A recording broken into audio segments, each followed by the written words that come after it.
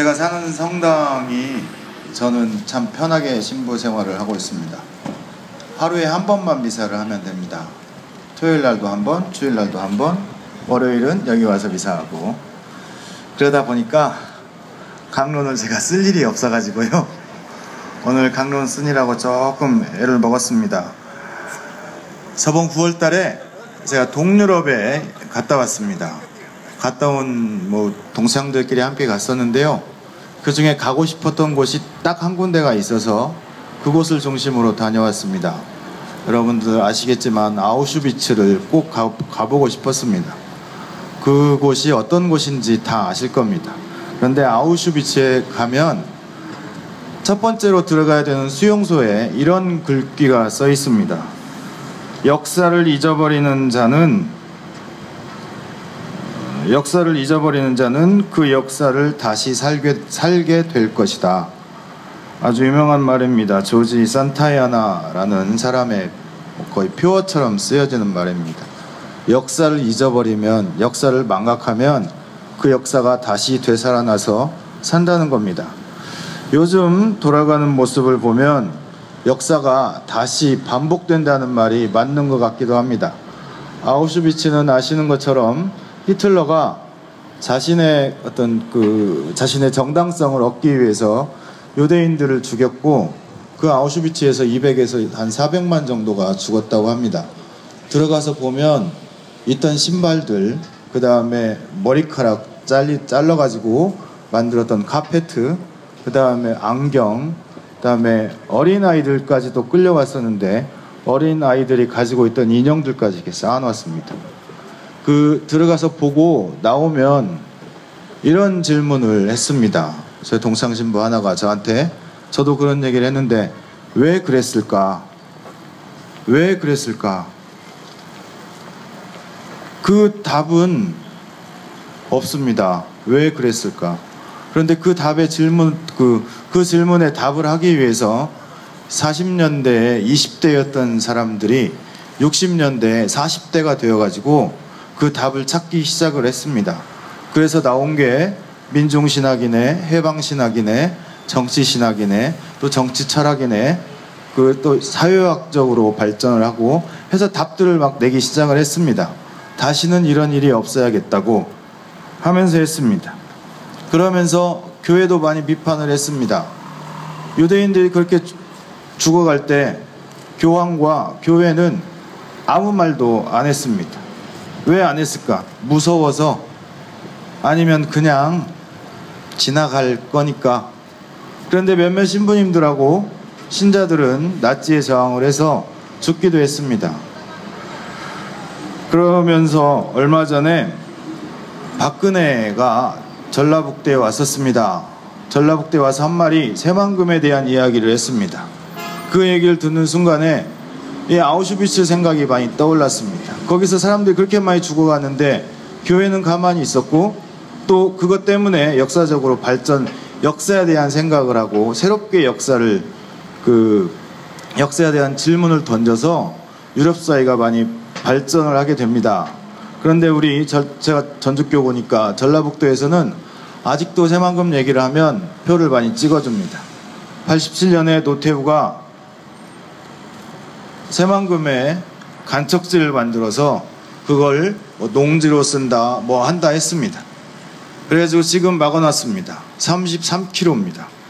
뭐라고 써있냐면, 새만금 개발 사업은 군산과 부안을 연결하는 세계 최장의 방조제 33.9km를 축조하여 간척도지 283제곱킬로미터와 호수 118제곱킬로미터를 조성하고, 여기에 경제와 산업, 관광을 아우르는 동북아 경제 중심지로 비상할 녹색 성장과 청정 생태 환경의 글로벌 명품 새만금을 건설하는 국책 사업입니다. 써 있습니다. 그래가지고 박 씨가 얘기한 건 새만금 특별청하고 새만금 특별법을 빨리 해서 개발을 하게끔 해준다고 합니다. 그런데 여러분들 새만금 가보시면 아시겠지만 어떻게 말로 표현을 할 수가 없습니다. 새만금에는 강이 두 개가 흐릅니다. 동진강과 만경강이 흐릅니다. 근데 거기를 다 막아버렸습니다. 더 이상 바다로 흘러갈 수가 없습니다. 그러면서도 녹색 성장, 청정 생태 환경 얘기를 합니다. 그리고 지자체 선거 때는 당연히 새만금은 개발해야 되는 것이고, 그러면 전라북도가 낙후된 것에서 벗어나서 무슨 금광이 나오는 엘도라도처럼 될 것이다 라고 얘기를 합니다. 그리고 또 하나, 11월부터인가 아니 지금부터인가 제주도에서는 세계 자연환경 총회인가라는 게 있습니다. 구럼비를 막 붓고 있음에도 불구하고 거기서 세계 자연문화 축제인가 뭔가를 합니다. 말이 안 되는 일들이 많이 벌어지고 있습니다. 그리고 또 하나는, 저도 지금 우리 살고 있는 곳에 태양광 발전을 하고 싶어서 신청을 한번 해봤습니다. 그랬더니 한참을 기다려야 된답니다. 그리고 정부에서는 그린홈 100만 가구인가 해가지고 이렇게 지어준다는데 언제 될지 모릅니다. 그러면서 동시에 원자력 발전소, 핵발전을 하고 있습니다. 후쿠시마 이야기는 지금도 나오고 있고 가끔 텔레비전에도 나옵니다. 얼마 전에 봤던 텔레비전에서 나왔던 후쿠시마는 지금도 녹고 있고 방사능이 엄청나게 나오고 있고요. 그 다음에 취재를 위해서는 10분, 20분도 아니고 들어갔다가 바로 나오는 1분에서 2분 정도밖에 못 들어간다고 합니다. 이런 모습들이 있음에도 불구하고 얘기를 합니다. 태양광 발전, 풍력 발전, 조력 발전. 하지만 동시에 핵발전을 합니다. 또 하나, 경제 위기를 말하면서도 경제 위기는 기업들을 위한 경제 위기지 우리 신자들, 우리 보통 사람들 위한 경제 위기는 하나도 없습니다. 우리 신자들이 얘기를 합니다. 뭔 얘기를 하냐면 텔레비전에서 그만 좀 떠들었으면 좋겠다고. 뭘 떠드냐면요, 고춧값이 올라간다는 둥, 쌀값이 이제 올라간다는 둥, 그 다음에 배추값이 올라간다는 둥.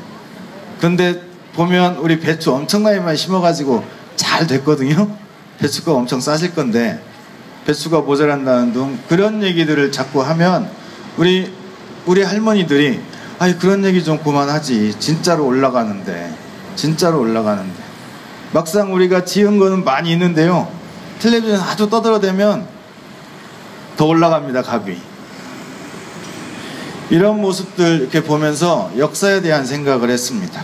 특별히 오늘 복음을 읽으면서 역사에 대한 우리의 생각이 어떤 생각을 가졌으면 하는지 들었습니다. 역사, 특별히 신앙인으로서 역사는 하느님의 구원 의지, 하느님의 구원사, 구원 역사를 얘기합니다. 하느님의 구원 역사. 그런데 교회에서 말하는, 그리고 우리가 알고 있는 구원 역사는 하늘에서 하느님이 하시는 역사고, 그 역사는 인간보다 위에 있어서 인간의 역사는 하느님의 역사 밑에 있는, 그러니까 상부와 하부로 나눠서 이렇게 생각을 합니다. 인간의 역사는 요한복음에 나오는 것처럼 세상은 하느님의 아들을, 예수를 받아들이지 않아서 악의 소굴이고, 그 악의 소굴을 벗어나기 위해선 예수 그리스도를 믿어서 그분의 말씀을 듣고 따르면 이게 영생을 얻는다. 그 얘기는 하늘나라를 가야 된다는 겁니다. 죽어서 하늘나라에 가야 그게 구원되는 거라고 얘기를 하고, 그렇게 얘기하면 편하게 듣습니다. 하지만 예수님께서 인카르나시오 했다고 그럽니다. 육화가 됐다고, 세상 사람이 됐다고 그럽니다. 그러면 우리 인간의 역사가 바로 하느님의 역사고, 인간의 역사가 하느님의 구원 역사인데 자꾸 분리를 해서 생각을 합니다. 오늘 복음에도 안식일법에 의해서 사람이 죽고 살고가 결정이 됩니다. 그런데 하느님, 예수님은 안식일법은 법이 중요한 게 아니라 사람이 중요하다고, 사람이 살아가는 게 중요하다고 말씀을 하십니다. 하느님의 역사 자꾸 얘기하다 보면 어떻게 되냐면, 우리 교회에 이런 말이 있습니다. 교회 밖에는 구원이 없다. 그러니까 교회 안에만 구원이 있다는 겁니다. 교회 안으로 들어와야 구원이 된다는 겁니다. 그래서 너 세례 받을래, 죽을래? 두 가지 얘기할 수 있습니다. 세례를 받아야만 교회에서 구원이 되는 거고, 그러다 보니까 교회가 구원을 독점하는 기관이 됩니다. 그러다 보면 하느님은 어디에 계시냐면 교회 안에 있고 하늘에만 있는 하느님이 됩니다. 이 땅 안에서 우리와 함께 살아가는 하느님은 더 이상 있는 게 아니고 그냥 위에서만. 그래서 교회가 얘기하는 법 잘 지키고 주일날 미사 빠지면 안 되고 한국천주교회 신자가 지켜야 되는 6가지만 잘 지키면 구원되는 것처럼 얘기를 합니다. 하지만 중요한 건 사람들이 살아가는 겁니다. 하느님이 사람이 되셨고 땅에 와서 살았습니다. 우리의 역사가 바로 구원의 역사고, 우리의 역사가 하느님의 역사고, 우리의 역사가 예수 그리스도의 역사입니다. 역사를 잊어버린 자는 그 역사를 다시 살 수밖에 없다. 조금 있으면 선택을 하게 됩니다. 다시 한번 기회가 주어집니다. 그 기회는 역사를 바꿀 수 있는 기회고 반복되는 역사를 끊어버릴 수 있는 역사입니다. 어떤 철학자가 그런 얘기를 했다고 그럽니다. 계속 돌아가던 복수의 순환이 되는 이 쳇바퀴처럼 돌아가는 역사를 예수의 십자가가 빡 막아서 한번 튀어서 앞으로 가게 했다고 얘기를 했습니다. 예수님의 십자가가 역사를 반복되는 게 아니고 앞으로 발전하게끔 만들었던 것처럼 우리의 선택도 역시 중요한 것 같습니다. 그런데 선택할 때 문제는 이 자유라는 게 있습니다. 자유는 내가 쓰는 거지 다른 사람이 쓰는 게 아닙니다. 그런데 기득권을 가지고 있는 사람들은 이런 얘기를 합니다. 자유를 주겠다. 자유스럽게 살아라. 그런데 그 전에 미리 공포 정치를 해놓습니다. 두려움을 사람들한테 싹 심어 놓습니다. 가서 살아라. 마음대로 살아라. 그러면 그 두려움 속에 살던 사람들은 갑자기 자유롭게 되면 두려움을 느끼게 됩니다. 내가 갑자기 무엇이든지 할 수 있는 상황이 되면, 그러면 다시 두려움을 느끼고 그 틀 안으로 들어갑니다. 그래서 얘기하는 것처럼 예를 들면 새 무슨 당에는 또 박근혜한테는 몇몇의 고정표가 있다. 그 틀로 들어가려고 하는, 거길 벗어나면 두려우니까. 그런데 다른 사람들도 역시 마찬가지인 것 같습니다. 선택을 하기 위해서 자유가 주어졌지만 그 자유를 쓰기 위해서는 두려움이 있습니다. 그 두려움을 이겨내야만 제대로 된, 잘된 선택을 할 수 있습니다. 예수님이 배에 오르시면서 나다 용기를 내어라, 겁내지 마라, 내가 너와 함께 있다 말씀을 하십니다. 특별히 신앙인들은 이번 선택의 기회에서 제대로 해야 될 것 같습니다. 두려움 없이 내 자유를 제대로 선택을 해서 우리에게 필요한 사람이 누구인지 함께 고민하면서 선택했으면 좋겠습니다. 다시 한번 역사를 망각하는 자는 그 역사를 다시 살게 될 것이다. 아우슈비츠에 써있었던 그 표어가 생각이 나서 말씀을 드립니다. 좋은 선택, 잘 준비된 선택, 그 하기 위해서 함께 기도하고 또 두려움을 없애기 위해서 예수님께 의탁하고 그렇게 해서 잘 뽑았으면 좋겠습니다. 고맙습니다.